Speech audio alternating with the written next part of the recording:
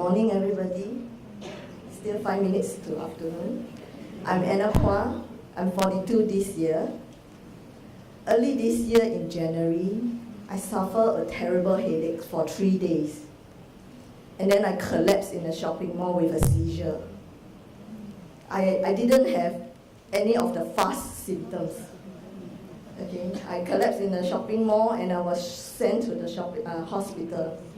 And within the hour, I have another 2 seizures. My brain scan showed that I had a stroke. I stayed in the ICU for a week, and I stayed in the hospital for a total of 2 weeks. My left brain stroke was caused by cerebral thrombosis, which is an ischemic stroke where there were blood clot in my vein. In fact, there's still blood clot in my veins, where blood carried, where the vein from the brain carrying blood to the heart is clogged. My discharge prognosis were weakness on the right side of my body. I also suffer from right eye neglect.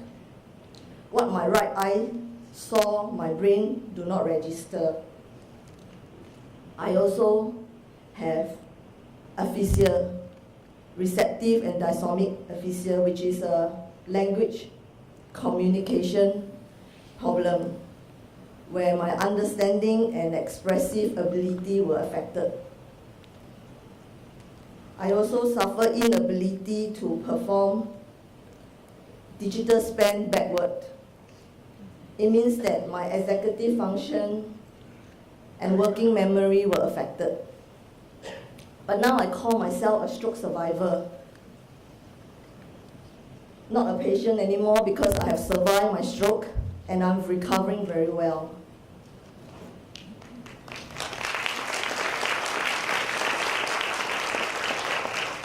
How the stroke has affected me in the early stages, as I've shared weakness on the right side of my body. I couldn't balance nor coordinate well. I fell down many times. I have problems using the language.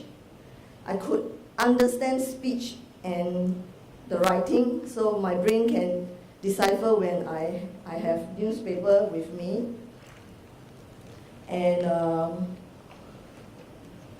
But I could not think of the words to speak nor write. I could not find the right word for an object, and I could not recall the names of the person I knew. I also have problems with cognition. Till today, I have no recollection of the 2 weeks hospital stay and the 2 weeks after discharge. I could not recall what I did the previous day. My working memory was very poor. I was called Dory by a lot of my fellow stroke survivors because I kept forgetting their names. My attention on one subject matter or game was very limited, and my learning ability was very poor. I was back to primary school level. I could not spell. And being unaware of the effect of stroke, I did a lot of unsafe things. I once cut my finger very badly. I have to go to an A&E because I couldn't stop the bleeding. I became very tired easily, and I also have depression because I felt very sad over the stroke. Now, I want to share on my recovery journey. Do note that recovering from stroke includes medical treatments, rehabilitation, and return to community living. Because stroke survivors often have complex rehabilitation needs, progress and recovery will be different for each person. Keeping up with medical appointments is crucial. I keep up with all my doctor's appointments up to today, my neurologist, my hematologist, even my speech therapist. I also do cognitive exercise daily. I do Lumosity, it's an app that I download onto my tablet. I do word puzzle, Sudoku, even coloring. These are all brain training exercise recommended by my doctors. I do secondary assessment book, and I do a lot of readings. Because I lost my memories of all the novels that I've read, so I get a chance to reread all my storybooks again, all my favorite writers, Jack Reachers, all my thrillers. Physical exercise, we also have to exercise every day, and I enroll in a gym program to regain my mobility, balancing and strengthening. I cherish my mobility and use of my limbs now more than ever. I participate in S3, Stroke Support Station, a wellness program 3 times weekly. We're together with stroke survivors. Together we do both physical and mental exercise. We give each other emotional support and build mental resilience. Now that I have recovered well, I also volunteer at S3 to help others.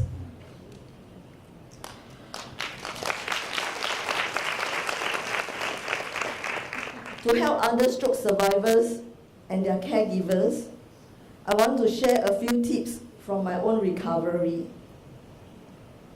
I am the most important person in my own recovery program. I have a major say in important decisions regarding my treatments and rehabilitation. I always have a notebook to write down. Maybe because I'm Dory, I have very poor memory. I will forget what I feel, you know. And then when I walk out from the doctor's appointment, it's too late for me to go back again. So I write down what are the questions that I want to ask my doctors for the next visit. Whether am I sleeping well? Which are the days I don't sleep well? Am I not eating well? Am I feeling unhappy? Having headaches? Which day do I have headaches? When does the headaches happen? Or are there medications that I would like to try? I need to ask the doctor's opinion. Are there supplements that I would like to take? So ask the professional. If they can't answer you, they will refer me to somebody who can help me.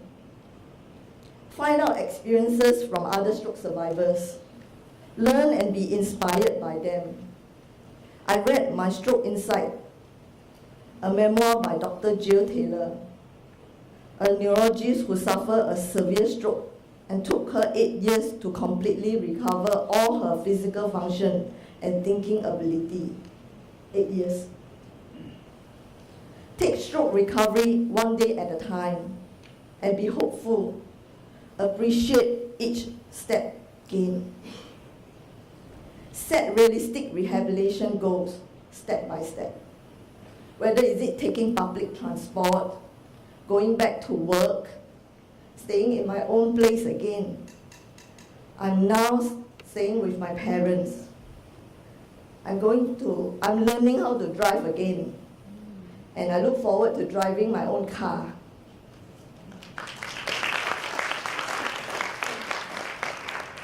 Be kind to your caregivers and other people you meet.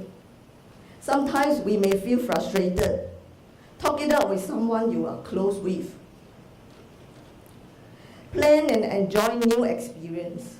Now I play table tennis every week, and I won silver in the last Singapore National Para Games. Class 9. I never played table tennis before my stroke. Now I play every week. And my last tips, don't look back. Don't compare life now with before stroke. Be positive in our mind and hope. My recovery is not complete yet. I'm going back to work next month.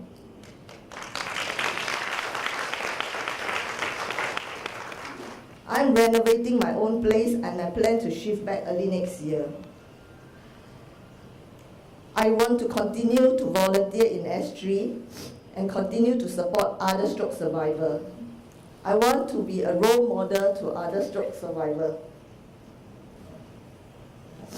A normal person only uses 15% of his brain.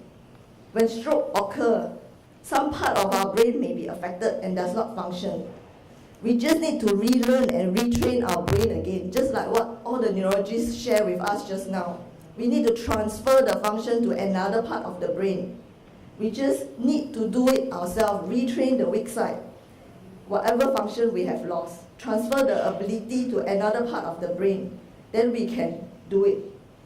I hope that my tips are useful for fellow stroke survivors. I want all of you to never give up, continue fighting, and persevere with the daily physical and mental exercise. In time, we will become better and better. We want to continue to live active and meaningful life. Thank you.